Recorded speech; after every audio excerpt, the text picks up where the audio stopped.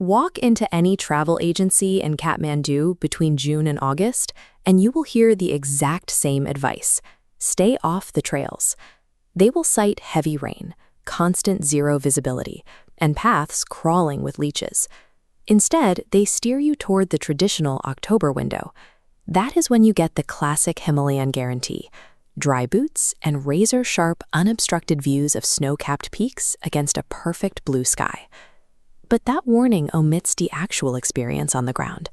For those who know how to prepare, the supposedly miserable months of June and July offer the most spectacular conditions of the year. The monsoon replaces the dusty brown slopes of autumn with hyper-saturated green terraces. Waterfalls thunder down every gorge, and the forests settle into something straight out of a Japanese ink painting, draped in thick silver mist. It comes down to a calculated trade-off. You give up the guarantee of a dry, sunny hike, and in exchange, you get premium photography conditions and absolute solitude on trails that are normally packed with people. The decision ultimately rests on how you weigh the visual payoff against the physical friction of hiking through mud and rain. This chart maps the season. The red line tracks crowd density. The green line measures scenic greenery. In October, crowds hit 10 out of 10 and greenery fades. In June and July, the relationship flips. Crowds plunge to 2, while greenery hits its absolute maximum. If you can tolerate the physical inputs of wet weather hiking, this off-season window delivers the highest return on investment for visual saturation and empty trails. The physical inputs are significant. By July, you are dealing with heavy afternoon downpours, deep mud, and slick clay trails that require constant attention. The most severe threat during these months is landslides. However, these primarily affect lower valley roads rather than the high-elevation walking paths.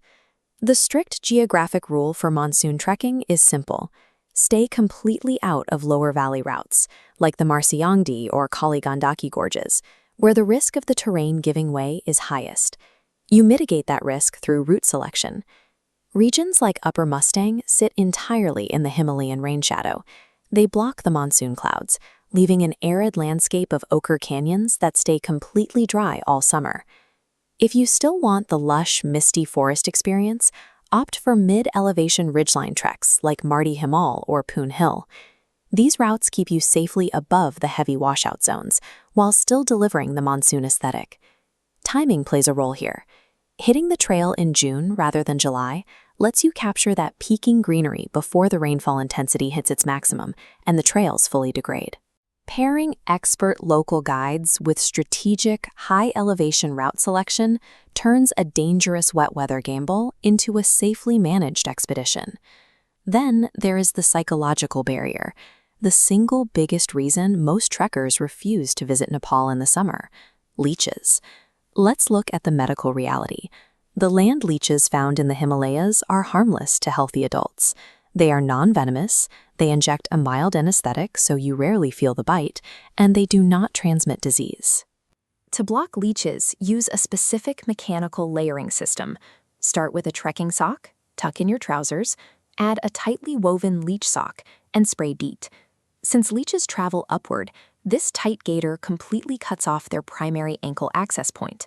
If one does manage to attach, the removal protocol is straightforward. A direct pinch of salt or a quick spray of Dettol antiseptic forces the leech to instantly contract and release its grip. You never want to follow your instinct and yank off by hand. Doing that risks tearing the leech and leaving its mouthparts embedded in your skin, which spikes your risk of an actual infection. For a $3 pair of gaiters and a small bag of salt, you downgrade a trip-ruining nightmare into a minor, highly manageable annoyance. That preparation extends to your pack. You drop the standard gear list and add full-leg Gore-Tex gaiters, heavy-duty dry bags to protect your passport and electronics, and trekking poles with rubber tips to grip the slick clay. You also leave every piece of cotton clothing at home. Wet cotton will not dry in monsoon humidity, and wearing it at 3,000 meters creates a genuine hypothermia risk. Quick-dry synthetics are mandatory. But surviving these physical frictions yields a surprising psychological reward. A distinct dark humor camaraderie forms among the few people willing to endure the mud. Every 30 minutes on a forested trail, you will hear the same question called out: "Jukalajyo? Did a leech bite? The whole group stops, everyone checks their boots, someone passes the salt, and you keep moving. That small ritual creates an authentic, intimate connection with your guides and fellow trekkers. You share an experience that simply does not exist when you are standing in a massive queue for a tea house in October. Monsoon trekking is not a universal recommendation. Deciding whether to go depends entirely on your specific motivations as a traveler. If you are aiming for high physical comfort and a guaranteed selfie with Mount Everest against a perfectly clear sky, you must avoid the monsoon entirely. To get that guarantee, you will have to wait for the dry season, pay 20 to 30% more for your guide and lodge, and accept heavily congested trails. But if you prioritize saturated, vibrant landscapes, empty tea houses, and the satisfaction of earning your view, this is your ideal season. The heavy rain and the leeches act as a natural filter. They keep the casual tourists out of the mountains, leaving the trails strictly to those who value atmosphere over easy checkpoints. Because it is the off-season, you get all of this while paying 10 to 30% less than the peak season crowds. The reality is that the rain isn't endless. It usually holds off until the afternoon. The mornings are often clear, and the mountains do reveal themselves. There is a specific kind of quiet that happens when a snow-capped peak finally tears through the low clouds, and you realize you are the only trekker standing on the ridge to see it. Intrepid travelers who experience the monsoon tend to keep the experience to themselves, protecting the secret of an empty, vibrant Himalaya for as long as possible.